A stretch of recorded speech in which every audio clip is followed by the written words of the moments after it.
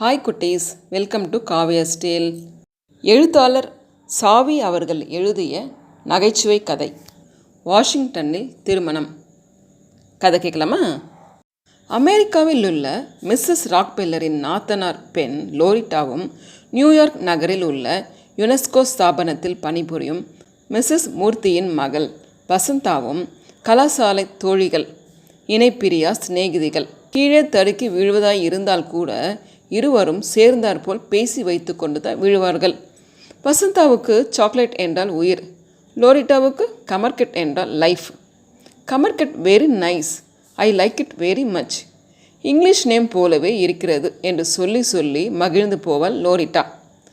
வசந்தா கும்பகோணத்தில் உள்ள தன் பெரியப்பாவுக்கு லெட்டர் எழுதி டின்னாக கமர்கட்டுகளை நியூயார்க்கு தருவித்து லோரிட்டாவிடம் கொடுப்பாள். அந்த பைத்தியக்கார பெண் ஆசையோடு கமர்கட்டுகளை வாங்கி தின்றுவிட்டு வசந்தாவுக்கு விலை உயர்ந்த சாக்கெட்டுகளாக வாங்கி கொடுத்து கொண்டிருப்பாள்.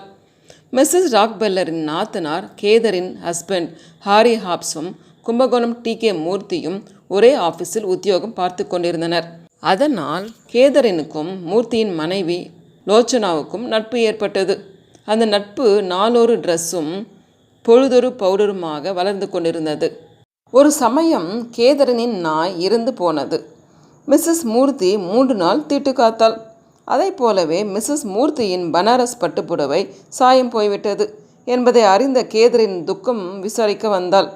மிஸ்ஸஸ் மூர்த்தி அடிக்கடி மெட்ராஸ் ஸ்டேட்டின் அழகு பற்றி கேதரனிடம் அளந்து விடுவாள். எங்கள் தென்னிந்தியாவில் தென்னை மரங்கள் ரொம்ப வசதி, நியூயார்க் ஸ்கை கிராப்பர்ஸ்களை போலவே உயரமாய் இருக்கும். மரத்தின் உச்சியில் இளநீர் காய்கள் இருக்கும், அந்த காய்களுக்குள் வாட்டர் இருக்கும், அந்த வாட்டர் ரொம்ப ஸ்வீட்டாக இருக்கும் என்பாள். அப்படியா? அவ்வளோ உயரத்தில் போய் அந்த காய்களை எப்படி எடுப்பார்கள்? ஒவ்வொரு மரத்துக்கும் லிஃப்ட் இருக்குமோ என்று வியப்புடன் விசாரிப்பாள் கேதரின். மிஸ்ஸஸ் மூர்த்தி சிரித்து கொண்டே, லிஃப்ட்டும் இருக்காது, படிக்கட்டும் இருக்காது, எங்கள் ஊரில் மனிதர்களே மலமளவென்று மரத்தின் உச்சிக்கு ஏறி போய் விடுவார்கள் என்பாள். இஸ் இட் ஒண்டர்ஃபுல், ஆச்சரியமாக இருக்கிறதே என்பாள் கேதரின். நீ ஒரு தடவை மெட்ராஸுக்கு வந்து பாரேன், அதெல்லாம் நேரில் தான் பார்க்க வேண்டும், சொல்லி தெரியாது என்றாள் மிஸ்ஸஸ் மூர்த்தி. எனக்கு மெட்ராஸுக்கு வர வேண்டும் என்று ரொம்ப நாளாக ஆசைத்தான், அதற்கு நீ தான் ஏதாவது ஒரு வழி செய்ய வேண்டும் என்பாள் கேதரின். அடுத்த மாதம் என் டாக்டர் வசந்தாவுக்கு டாஞ்சூரில் மேரேஜ், பையனுக்கு டெல்லி செக்ரட்டேரியட்டில் வேலை, நீ உன் ஹஸ்பண்ட் உன் டாக்டர் மூவரும் வந்து விடுங்களேன் என்றாள் மிஸ்ஸஸ் மூர்த்தி. ஷியோர் என்றாள் கேதரின். டாஞ்சூர் என்றதும் கேதரின் மகள் லோரிட்டாவுக்கு சந்தோஷம் தாங்கவில்லை. அவள் வசந்தாவின் மூலமாக டாஞ்சூர் பற்றி ஏற்கனவே நிறைய கேள்விப்பட்டிருக்கிறாள். டாஞ்சூரில் வீதிகள் ரொம்ப குறுகலாக இருக்கும். 2 பேர் எதிராக வந்துவிட்டால் அவர்களில் ஒருவர் இன்னொருவரை குனிய சொல்லி பச்சை குதிரை தாண்டி கொண்டு தான் போக வேண்டும். கிரீன் ஹார்ஸ் ஜம்பிங் பார்ப்பதற்கு ரொம்ப வேடிக்கையாக இருக்கும்.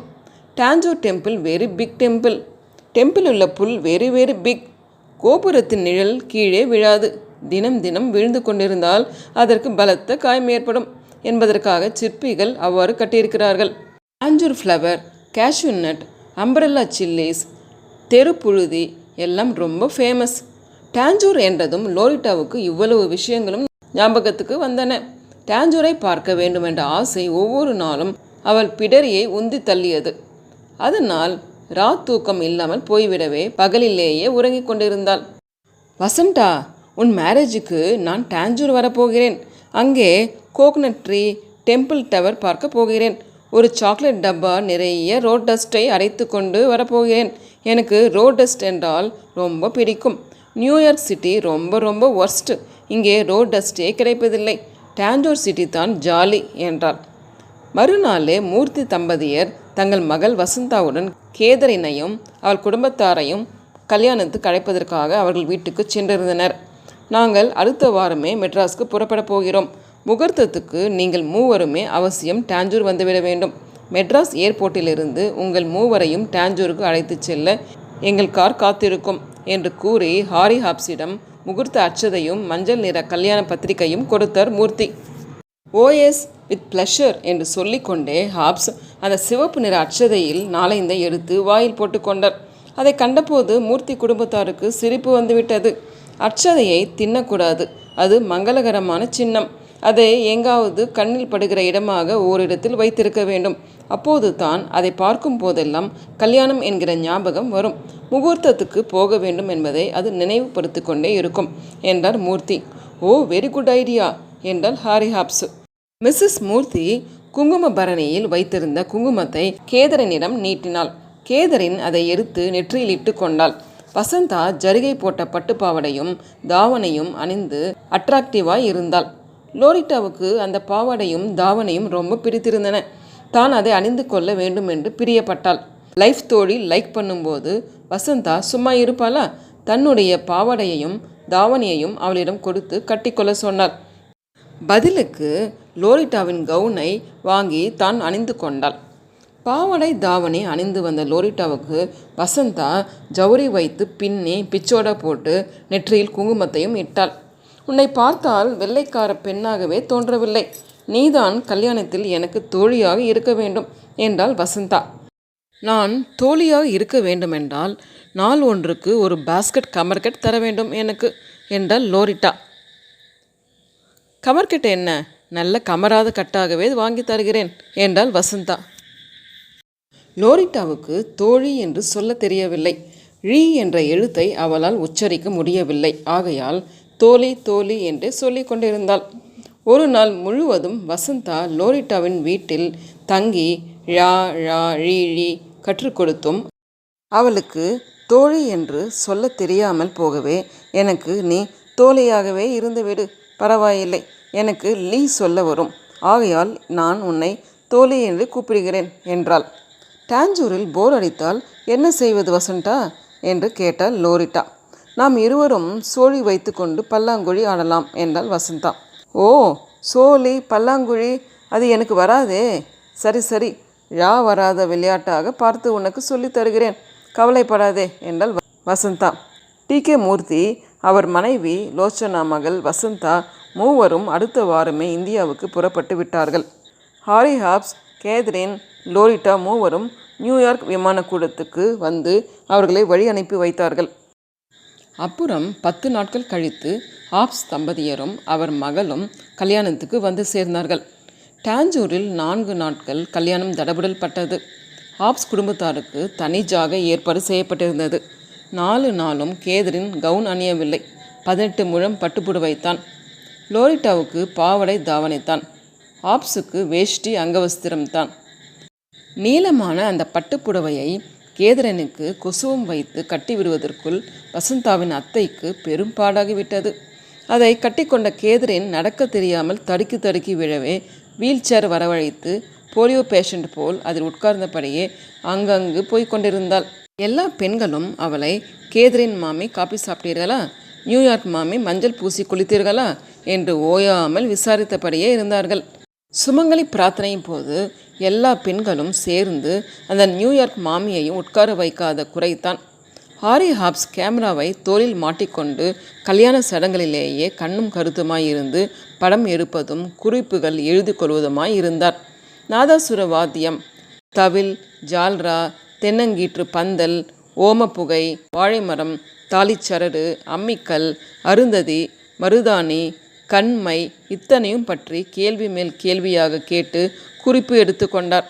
சில சமயம் அவர் குறிப்பெழுதி கொண்டே ஒவ்வொரு இடமாக போகிற போது அவர் கட்டியிருந்த பஞ்சகஞ்சம் வேஷ்டி பின்பக்கமாக அவிழ்ந்து தரையெல்லாம் பெருக்கி கொண்டே போகும். வேஷ்டி அவிழ்ந்தது கூட தெரியாமல் அவர் பாட்டுக்கு ஓடிக்கொண்டே இருப்பார். அடிக்கடி அவிழ்ந்து போகும் பஞ்சகஞ்சத்தை எடுத்து சொருகி விடுவது சாத்தியமில்லாமல் போகவே அவர் போகிற இடத்துக்கு எல்லாம் அவர் பஞ்சகஞ்சத்தை பின்னாலேயே தூக்கி பிடித்து கொண்டு செல்ல தனியாகவே பேஜ் பாய் ஒருவனை நியமித்து விட்டார்கள். வாழை மரம் என்பது டாஞ்சூரில் நிறைய பயிராகிறது. அதனால் அவற்றை வெட்டி வந்து பந்தல் முழுவதும் கட்டிவிடுகிறார்கள். வாழை இலைகளை சாப்பிடுவதற்கு உபயோகிக்கிறார்கள். காய்களை வெட்டி சமைத்து விடுகிறார்கள்.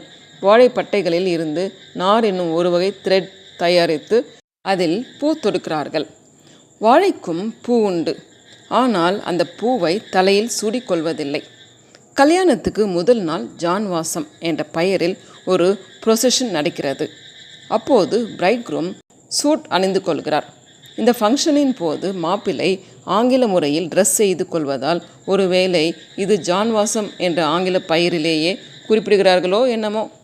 ஜான்வாசம் என்பது பிள்ளையை மட்டும் காரில் ஊர்வலமாக அழைத்துச் செல்லும் ஒரு ஃபங்க்ஷன். பந்துக்களும் நண்பர்களும் காரை சூழ்ந்து கொண்டு மெதுவாக நடந்து செல்கிறார்கள். எல்லோருக்கும் முன்னால் நாதசுரக்காரர்கள் போகிறார்கள். தவில் என்பது டபுள் ஹெட்டட் இன்ஸ்ட்ருமெண்ட். இதை வாசிப்பவருக்கு குடுமி உண்டு. இவர் ஒரு பக்கத்தை ஸ்டிக்கால் பீட் செய்து கொண்டு மறுபக்கத்தை கையால் அடிக்கிறார். எப்படி அடித்தாலும் தவில் கிழிந்து போவதில்லை. தாலி கட்டும் நேரத்தில் சிலர் ஆள்காட்டி விரலை வேகமாக ஆட்டி இவரை பயமுறுத்துகிறார்கள். உடனே தவில்காரர் பயந்து டம டம டம என்று தவிலை கொட்டி முழங்குகிறார். அப்போது இவருடைய குடுமி அவிழ்ந்து போகிறது.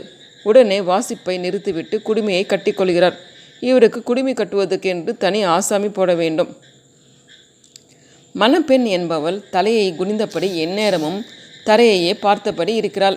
அவள் எதையோ தொலைத்துவிட்டு தேடிக் கொண்டிருப்பவள் போல் தோன்றுகிறது. இதனால் ஃபோட்டோவில் அவள் முகம் சரியாக விழுவதில்லை. மணமகனுக்கும் மணப்பெண்ணுக்கும் முன்னால் ஹோமம் செய்யப்படுகிறது. சமைத்து எனப்படும் குச்சிகளிலே நெய்யை ஊற்றி ஸ்மோக் உண்டாக்குவதற்கு ஹோமம் என்கிறார்கள். நெய்யை ஹோமத்தில் கொட்டி வீணாக்குவது நேருஜிக்கு பிடிக்கவில்லை. எனக்கும் நெய்யே பிடிக்கவில்லை. இந்த ஸ்மோக் சுற்றி உட்கார்ந்திருப்பவர்களின் கண்களில் புகுந்து எரிச்சலை உண்டாக்குகிறது. கல்யாண மண்டபத்தில் ஹோமம் நடக்கிற முற்றத்தில் தொழிற்சாலைகளில் உள்ளது போல் ஒரு புகை போக்கி கட்டி புகையை மேலே அனுப்புவதற்கு ஏற்பாடு செய்ய வேண்டும். மணப்பெண் தாலி கட்டிக்கொள்வதற்கு முன்னால் கூரை சேலை கட்டிக்கொள்கிறாள். ஆங்கிலத்தில் இதை ரூஃப் சாரி என்று கூறலாம். மணப்பந்தலில் எல்லோரும் சப்பனம் போட்டுக்கொண்டு மணிக்கணக்கில் உட்கார்ந்திருக்கிறார்கள். இவர்களுக்கெல்லாம் தட்சணை என்கிற பூரி வழங்கப்படுகிறது. அதாவது 1 ரூபாய் 2 ரூபாய் டிப்ஸ் தரப்படுகிறது. இந்தியாவில் வேலை செய்யாமல் சும்மா உட்கார்ந்து கொண்டிருப்பவர்களுக்கெல்லாம் பணம் தருகிறார்கள். இது கொஞ்சம் கண்டிக்கத்தக்கது. ஆனாலும் சப்பனம் போட்டு உட்காரும் கலையில் இந்தியர்கள் வல்லவர்களாக இருக்கிறார்கள். இவ்வளவு நேரமாக மணப்பந்தலில் உட்கார்ந்திருப்பவர்கள் உடனே சாப்பாட்டுக்கும் அதே போஸில் தான் உட்கார்ந்து கொள்கிறார்கள். இது எப்படித்தான் அவர்களால் முடிகிறதோ தெரியவில்லை. இப்படி சப்பனம் போட்டு உட்கார்ந்து கொண்டிருப்பதற்காக அவர்களுக்கு 2 ரூபாயும் கொடுக்கலாம், $200 கொடுக்கலாம். பந்தலில் கூடியிருப்பவர்கள் எந்நேரம் சலசலவென்று பேசி கொண்டிருக்கிறார்கள். அத்துடன் ஸ்திரீகள் புது புடவைகளை கட்டிக்கொண்டு குறுக்கும் நெடுக்கும் அலையும் போது உண்டாக்கும் சரக் சரக் என்ற புடவை சத்தம் வேறு. இதனாலெல்லாம் மந்திரம் சத்தம் நம் காதில் சரியாக விழுவதில்லை.